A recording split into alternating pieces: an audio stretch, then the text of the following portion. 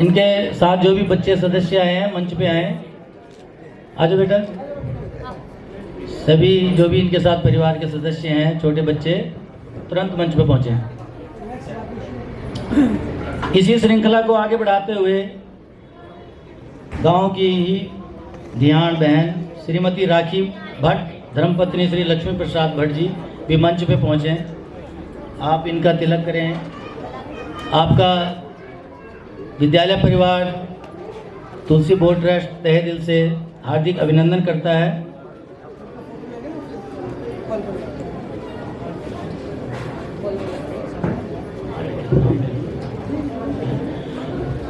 जैसे ही बहनों का तिलक होता है, इसके बाद सभी महानुभाव, कौशलपुर निवासी, सभी चमोला परिवार मंच पे आए। एक ग्रुप पोज होगा, सबकी यादगार ये ऐतिहासिक क्षण है और हमेशा सबके घरों में ये फोटो पहुंचने का प्रयास करेंगे हम कि पहुंच जाए भविष्य में। और ये यादगार क्षण को कैद करेंगे फोटोग्राफर श्री देव प्रसाद। ये इसमें जो भी चमोला परिवार है हमारे, मुझे सबके नाम शायद ध्यान ना हो, जो भी चमोला परिवार के सदस्य यहाँ बैठे हैं, इस कार्यक्रम के बाद तुरंत मंच पे पहुंचने का कष्ट करें। धन्यवाद।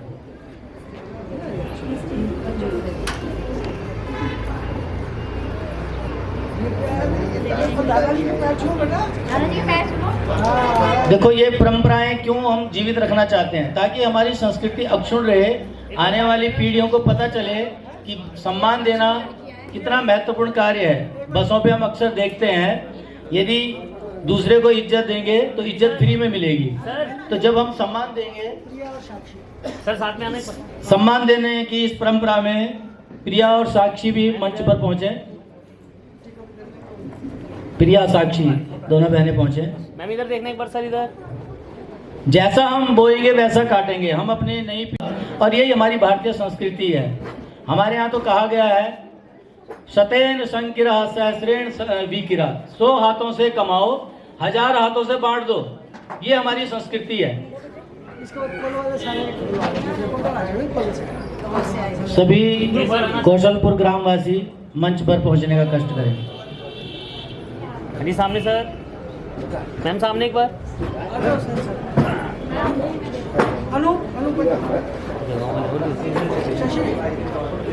जब भी तुलसी बोर्ड ट्रस्ट आपको आमंत्रित करे किसी भी कार्यक्रम हेतु, आप अवश्य यहाँ पर पहुंचकर आशीर्वाद प्रदान करें।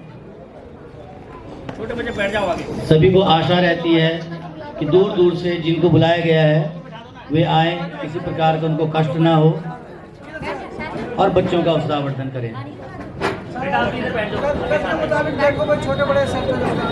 सेवा भाव देखी, उन्होंने बहुत सम्मान दिया। उनके सम्मान भाव से खुश होकर के उन्होंने उनको कहा उजड़ जाओ। अब अक्खड़ भाषा, फकीरी भाषा में उजड़ जाने के बहुत मायने होते हैं। सामान्य जनमानस के लिए उजड़ जाना अच्छा शब्द नहीं माना गया। तो शिष्यों ने उनसे प्रश्न किया कि गुरुदेव, आपने जिस गांव वालों ने आपका अपमान किया उनको तो आप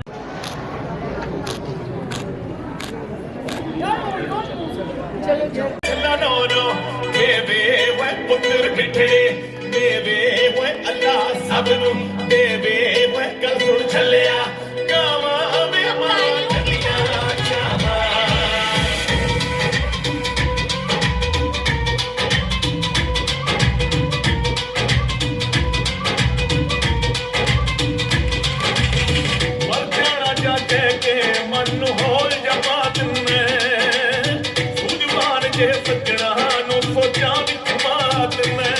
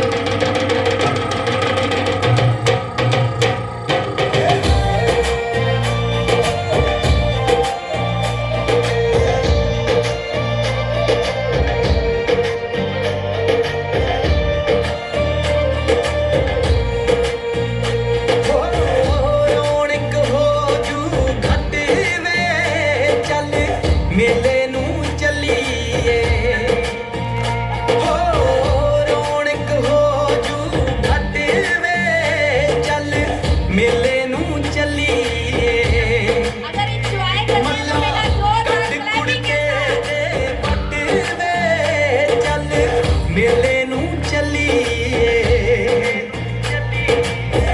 आले फड़ कुंजियां ते सांभला तिजोरियां आले फड़ कुंजियां ते सांभला तिजोरियां आसमान नू खांदा ई तेरा घर वे चल मेले नू चलीए हो रौनक हो जू घट वे चल मेले नू चलीए चल मेले नू चलीए बेड़ी दा पूर तरिंजण दियां कुड़ियां सदा ना बैणा रल के जो पानी अज पतला लंघ गया ओने फेर नहीं आना पल के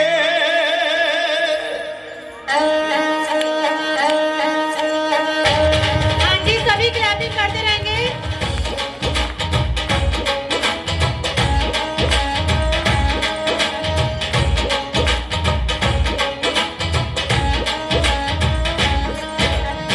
सच से आने बोल गए रब की सच्चाई जापे सच से आने बोल गए रब की सच्चाई जापे दिन रंग नहीं लबने पीपा दिन रंग नहीं लबने पीपा हुस्न जवानी ते मापे दिन रंग नहीं लबने तेनू हुस्न जवानी ते मापे नचदे शौकीन मुंडे उड्डदी मिट्टी दे मत्थे चुम्मे हस के किहड़े शहरों चों बड़ा सोया कुड़ता वे सानू जावी दस के गला विच कैंठे कंनी मुंदरा ते डोले ते तवीत कस के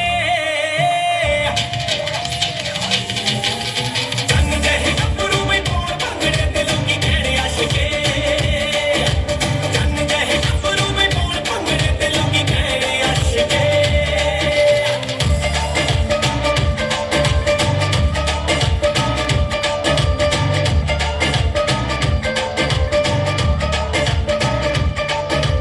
ਸੋਹਣੇ ਆਸ਼ਕੀ ਨਾਲ ਮਿਲਦੇ ਆਵੇ ਨੈਣ ਤੇਰੇ ਦਿਲ ਖੋੜ ਵੇ ਦੇਖ ਤੇਰੀ ਜਮਾਨਾਂ ਤੇ ਵਰਗੀ ਤੇ ਸਾਗ ਮੈਨੂੰ ਨਿੱਤ ਆਉਣ ਵੇ ਦੇਖ ਤੇਰੀ ਜਮਾਨਾਂ ਤੇ ਵਰਗੀ ਤੇ ਸਾਗ ਮੈਨੂੰ ਨਿੱਤ ਆਉਣ ਵੇ ਮਾਰਦਾ ਏ ਡੰਡ ਵੱਡੇ ਤੜਕੇ ਵੇ ਪਿੰਡੇ ਉੱਤੇ ਤੇਰੇ ਚੱਸ ਕੇ ਚੰਨ ਜਹੇ ਗੱਭਰੂ ਮੈਂ ਤੋੜ ਭੰਗੜੇ ਤੇ ਲੋਕੀ ਕਹਿੜੇ ਆਸ਼ਕੇ ਚੰਨ ਜਹੇ ਗੱਭਰੂ ਮੈਂ ਤੋੜ ਭੰਗੜੇ ਤੇ ਲੋਕੀ ਕਹਿੜੇ ਆਸ਼ਕੇ ਛੱਲਾ ਨੋ ਨੋ ਕੇਵੇ ਛੱਲਾ ਨੋ ਨੋ ਕੇਵੇ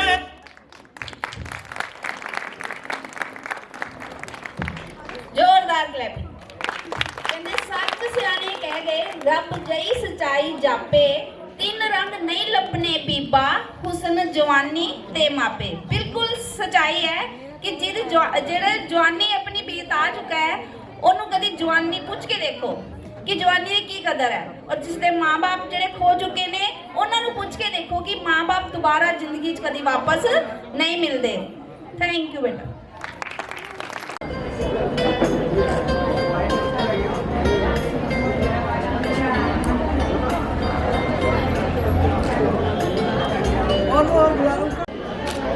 वेट करना।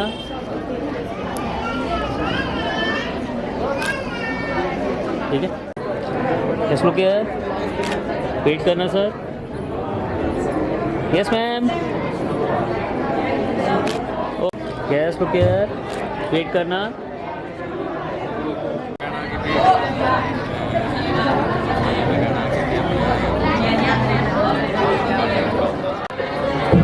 ये सभी स्टाफ मेंबर्स यहाँ पर आ जाएंगे।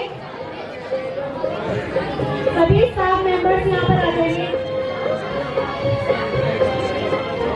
जो काम लिया हाथों में सीखा है पूरा करना, हम तेरे पथ पे राही ना सीखा पीछे हटना। जो काम लिया हाथों में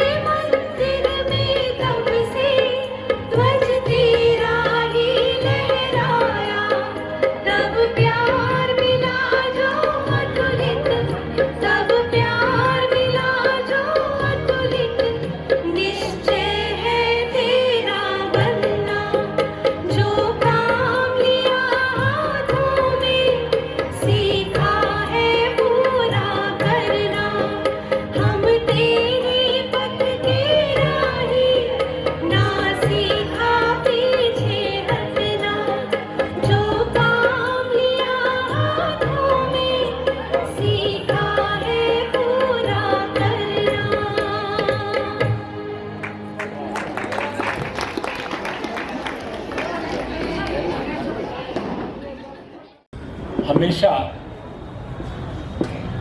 समाज से जुड़े हुए काम करता रहा है और इस बात में दो राय नहीं है कि समाज के प्रति इस ट्रस्ट की प्रतिबद्धता और समाज के विकास के प्रति जो एक जुनून यहाँ की मैनेजमेंट, विद्यार्थियों और शिक्षकों में देखने को मिलता है, वो अपने आप में अप्रतिम है और वंदनीय है।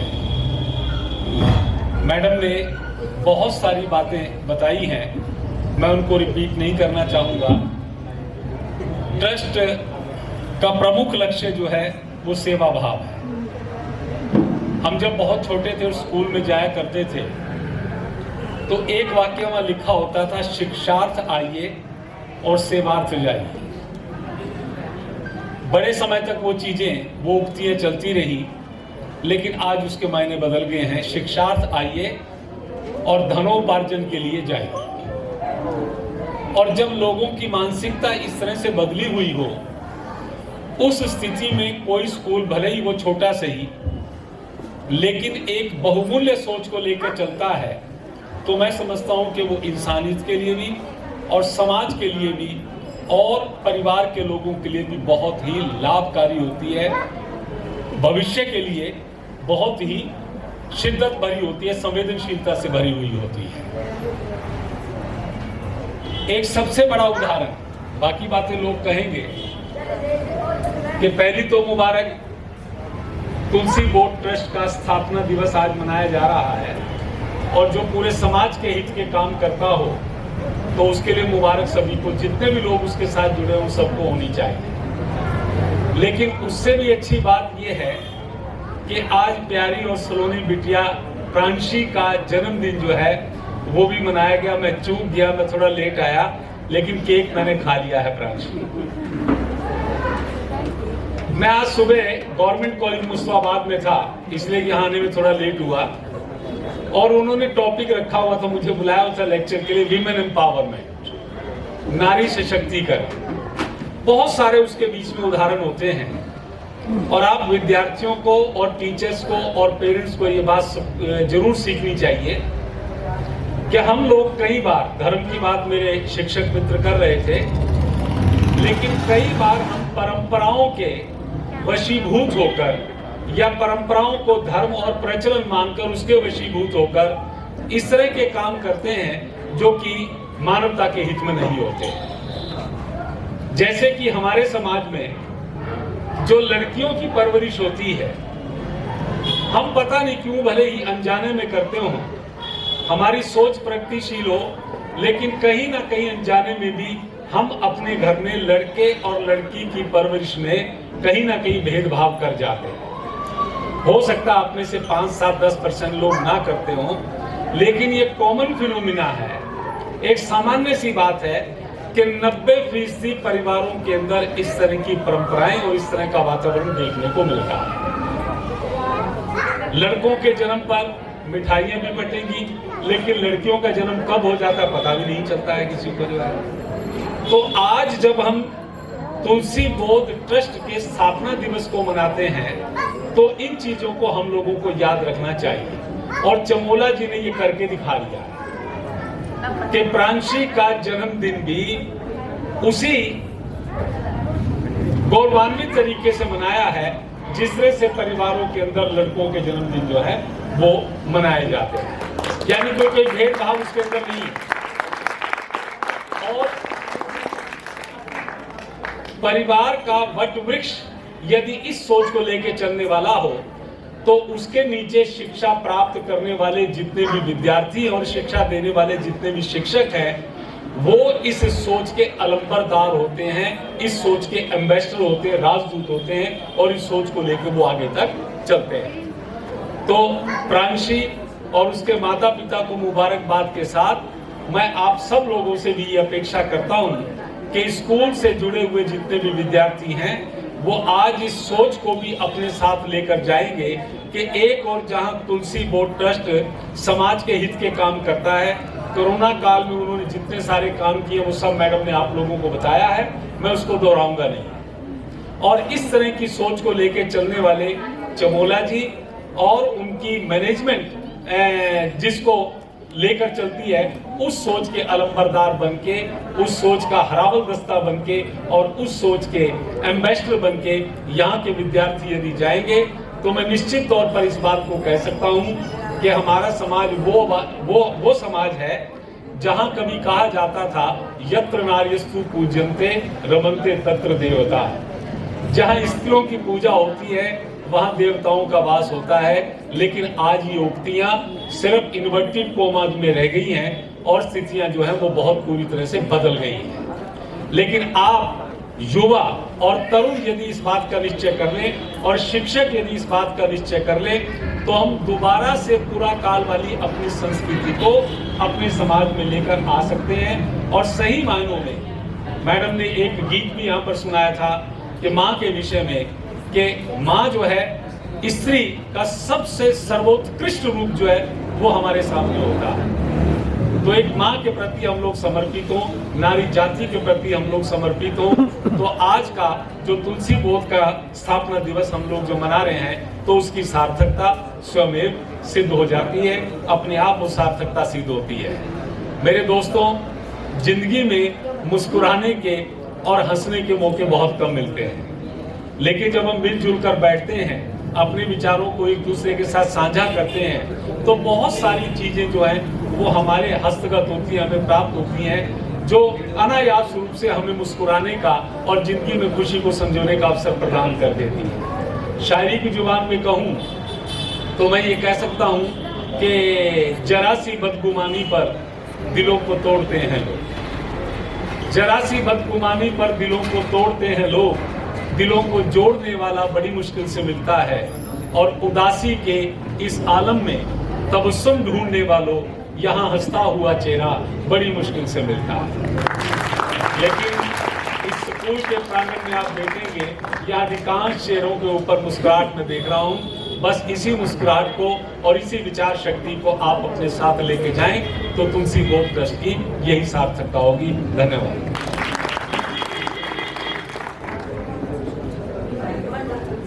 धन्यवाद श्रीमान चमोला जी। मैं इस श्रृंखला को आगे बढ़ाते हुए हमारे देश के प्रहरी सेवानिवृत्त सूबेदार आर्मी श्रीमान अंशय प्रसाद चमोला जी को आमंत्रित करूंगा, वे भी मंच पे आए, 2 शब्द कहें, शुभाशीर्वचन प्रदान करें। श्रीमान अंशय प्रसाद चमोला जी।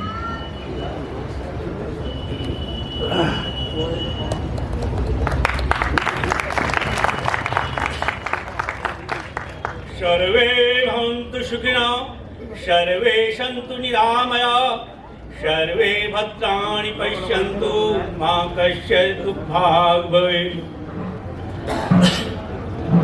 यदा यदा हि धर्मस्य ग्लानिर्भवति भारत अभ्युत्थानम् अधर्मस्य तदात्मानं सृजाम्यहम्। सम्मानीय हमारे बड़े भाई साहब देवेश चमोला जी, स्कूल के प्रधानाध्यापिका और गुरुजन और अध्यापिकाएं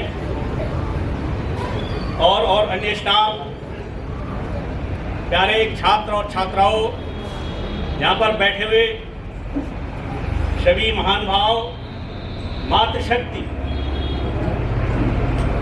आज आप सभी को विदित है कि आज तुलसी बोध ट्रस्ट का वार्षिक सम्मेलन है और इसमें दूर दूर से और यहाँ से सभी लोग पधार रखे हैं।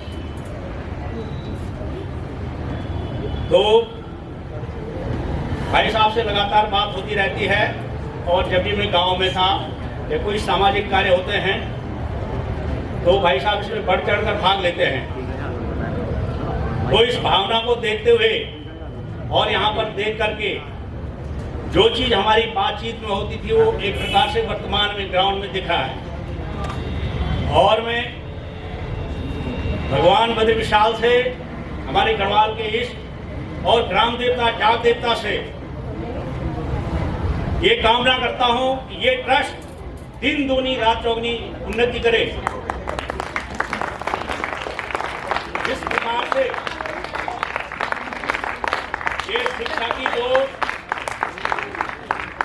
और अन्य सामाजिक कार्य जैसे अन्नदान हो गया, जीवों को पक्षियों को दाना देना हो गया, धार्मिक कार्य हो गया, रक्तदान हो गया और अन्य गरीबों की सेवा करना या नारायण सेवा से किसी अपंग को या विकलांग को कोई अंग प्रदान करने की मदद करना। तो इस प्रकार के कार्य संस्था कर रही है।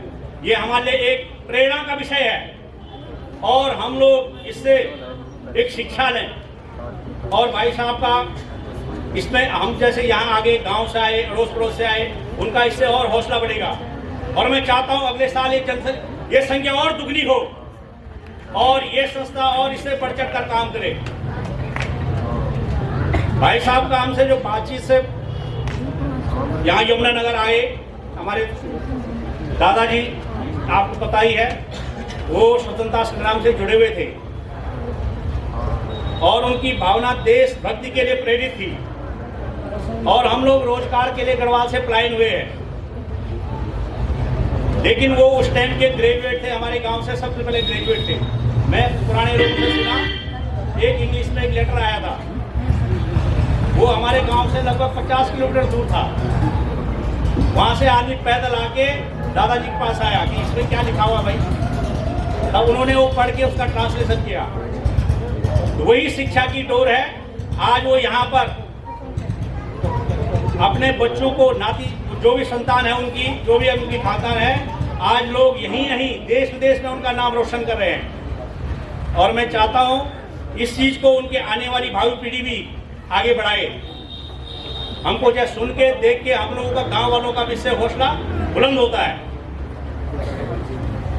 और आपने जो गांव से आपका, हमने पहले अभी जाट देवता का मंदिर बनाया गांव में। हमारे गांव में एक ग्राम देवता है, कई गढ़वाली लोग होंगे, तो इसमें भी भाई साहब का बहुत बढ़ चढ़ के हिस्सा था। और हमारे ताऊ जी चक्रधर चमोला जी, स्वर्गीय चक्रधर चमोला जी, उन्होंने भी वहाँ पर एक धर्मशाला का निर्माण किया है। उसी प्रकार से इस कड़ी को आगे बढ़ाते हुए भाई साहब ने 1 लाख और जो भी अमाउंट है उसको गांव को फिर दिया है। तो हमारे प्रधान जी यहाँ पर पहुँच चुके हैं, पहुँच रखे हैं, मतलब बुशदेव चमोला जी। तो अपने सोच विचार करके गांव में इनके नाम से हम कुछ ना कुछ अच्छा ही काम करेंगे।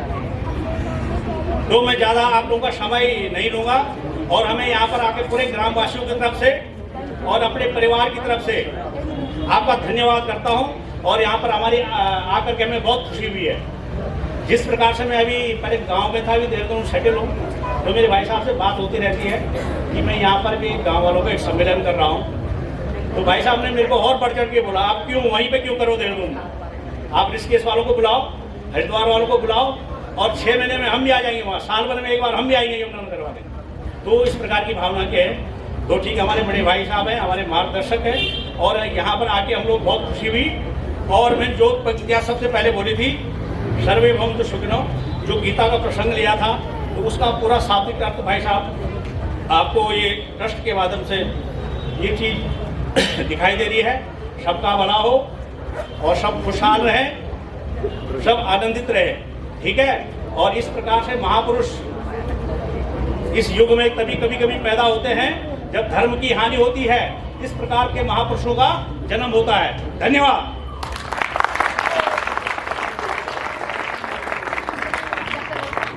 धन्यवाद श्रीमान चमोला जी। पूरा देश आपका ऋणी है क्योंकि आपने देश सेवा की है, हमारी रक्षा की है। समय मैं थोड़ा सभी वक्ताओं को देना चाहूँगा क्योंकि मैं आपसे पहले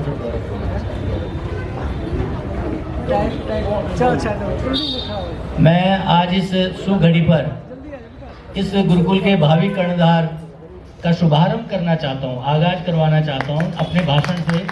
वे भी सभी को अपने आप से परिचित करवाएं और भावी थोड़ी सी क्या योजना उनके दिमाग में रहेगी, बोलना चाहें तो बोल सकते हैं, लेकिन शुभारंभ जरूर करें। श्री गौरव चमोला। धन्यवाद महेंद्र भाई साहब। तो महेंद्र भाई साहब अभी मेरे से कह रहे थे कि तुम्हें बोलना ज़रूरी है, मैंने कहा वक्ता बहुत ज़्यादा हैं, मैं कहा मैं तो बोलूँगा ही। तो सबसे पहले तो सभी आए हुए उपस्थित सज्जनों का मैं तुलसी बोध ट्रस्ट के माध्यम से बहुत बहुत धन्यवाद कहना चाहता हूँ। मेरे सभी आए हुए उपस्थित मेरे बड़े बुजुर्ग, जिसमें मेरे चाचा, दादा और ख़ास तौर पे मेरे दादाजी के पैतृक गांव से आए हुए वो लोग कि जो इतनी दूर से यहाँ पर आए हमसे मिलने, मैं उनका एक विशेष धन्यवाद कहना चाहूँगा। अब ये जो हम तुलसी बोध ट्रस्ट का प्रोग्राम करते हैं, एनुअल मिलन हर बार का, ये साल का, ये हमेशा हर साल के नवंबर के दूसरे शनिवार को हमने एक परंपरा बनाई कि हर साल जो भी साल होगा उसमें जो भी सेकंड सैटरडे होगा नवंबर का, उसमें हम ये कंटिन्यू करेंगे। तो हम इसी परंपरा को आगे बढ़ाते हुए आज भी जो सेकंड सैटरडे है नवंबर का, और अगली बार जब हम ये प्रोग्राम करेंगे वो 12 नवंबर 2022 फिर से हम एक यही मिलन करेंगे। तो मैं एक तो अपने ट्रस्ट के माध्यम से ये आए हुए सभी उपस्थित जनों को आश्वासन देना चाहता हूँ कि ये हमारा जो माध्यम, ये जो हमारे बुजुर्गों ने पुल बनाया, ये एक मिलने का पुल बनाया कि जहाँ पर किसी को वेट ना करनी पड़े किसी के मरने की, या वेट ना करनी पड़े किसी के शादी होने की, जन्म होने की। नॉर्मली एक समाज में परंपराएं चलती है कि हम क्या करते हैं, हम ज़्यादातर हम ये वेट करते हैं या तो किसी की मतलब डेथ सेरेमनी होती है तो ज़्यादा से ज़्यादा हम इकट्ठा होने की कोशिश करते हैं, या फिर हम किसी के जन्म पे इकट्ठा होने जाते हैं। तो बीच का पीरियड एक बहुत बड़ा पीरियड होता है जहाँ पे विचारों का कोई भी आदान प्रदान नहीं होता और बहुत बड़ा गैप हो जाता है। और गैप ये हमारे भी कई मित्र और कई जगह पे गैप होता है। तो हमारा ये कोशिश है, ट्रस्ट की ये कोशिश है कि ये जो सालाना हम प्रोग्राम करें उस गैप को कम करने की कोशिश करें। विद इन हमारे परिचित जो हमारे मित्रगण हैं, जो हमारे रिश्तेदार हैं, या जो भी हमारे कहीं से भी रिलेटेड हैं, हमारा ये टारगेट रहता है ट्रस्ट का कि हम सबको उनको एक बार कॉल करें, हम उनको निमंत्रण दें और आदर सत्कार पूर्वक यहाँ पे बुलाएं, और जो यहाँ पे आए उनका आदर सत्कार हो। तो मैं तुलसी बोध ट्रस्ट के माध्यम से ये, क्योंकि आने वाला आपने देखा कि आने वाली पीढ़ी भी हमारी इस विचारों को लेके तत्पर है। हम कोशिश करते हैं कि क्या होता है कि मतलब हमने देखा कि कुछ चीज़ें ऐसा होता है कि बोलने से नहीं होती, कुछ चीज़ें संस्कारों में होती है। तो मुझे नहीं पता लगा मेरी बेटी कब कुछ चीज़ें सीख गई है, ये मुझे कभी भी महसूस नहीं हुआ, ना मैंने कभी उसे सिखाई, बट लेकिन मुझे ऐसा लगता है कि वो कुछ अपने आप ही सीख गई कुछ चीज़ें कुछ वो। तो मुझे लगता है कि ये संस्कारों का असर है, और ये एक अच्छी बात है कि ये संस्कार हमें मिले हैं, इस परिवार से मिले हैं हमें। अभी मुझे बहुत अच्छा मौका मिला, अभी हमने एक डॉक्यूमेंट्री बनाई है, इसके बाद देखेंगे। तो मुझे अपने दादाजी के बारे में, मैंने अपने दादाजी को कभी देखा नहीं क्योंकि मेरे जन्म से पहले ही उनका देहांत हो गया था। मुझे अपने दादाजी के बारे में और जानने का मौका मिला उस डॉक्यूमेंट्री के माध्यम से, क्योंकि मेरा भी एक उसमें पार्ट रहा, मुझे उस बनाने का मौका मिला। मैं उसको बनाते हुए मैं अलग अलग जगहों पे गया, अलग अलग लोगों से मिला। तो पहले जो पापा मेरे को बातें बताते थे अपने पिता की, तो मुझे आज तक समझ नहीं आई वो। मुझे लगता था कि हाँ हर कोई बोलता ही है तो ये भी बोलते होंगे, कुछ मतलब होगा। बट लेकिन जब मैंने उन चीज़ों को खुद अनुभव किया, मैं ऐसे वो से मिला, वो सिचुएशन देखी, कहाँ से उठे और कैसे हुआ, किन परिस्थितियों में उन्होंने क्या क्या कार्य किए, तो मुझे उस चीज़ में अपने आप पे गर्व महसूस हुआ कि हम उस परिवार से जुड़े हुए हैं, और ये ऐसा करते रहना और ये इस चीज़ को आगे बढ़े जाना, ये हमारा एक दायित्व है हमारे बुजुर्गों पे, हमारे पुरानी पीढ़ी के ऊपर हमारा एक दायित्व है कि हम उनका नाम आगे ले जा सकें। तो मैं इन्हीं शब्दों के साथ, मैं अभी ज़्यादा टाइम तो नहीं लूँगा क्योंकि और भी वक्ता होंगे, ठीक है। इन्हीं शब्दों के साथ मैं अपना वाणी को यह विराम दूंगा और आए हुए सभी उपस्थित सज्जनों का धन्यवाद करूंगा। जय विश्व। आने में देर हुई पर आपने लोगों का बड़ा ख्याल किया। क्या मैं बोले लगूंगा तो फिर सारा सबका नंबर कट जाएगा। तो वो जो बोलते हैं वो हमारी अभी फिल्म चलने वाली है, उसमें आप दिख जाएंगे। मैं केवल इसलिए आपके बीच में हूँ कि एक आत्मा 108 वर्ष पहले उस पहाड़ के अंदर जन्म लिया। माँ नहीं रही और वो बच्चा पला। वहाँ पर उस समय नागनाथ पोखरी एक जगह थी जहाँ पर भी 8वीं तक का विद्या का था, और उसके बाद आगरा आए पढ़ने के लिए।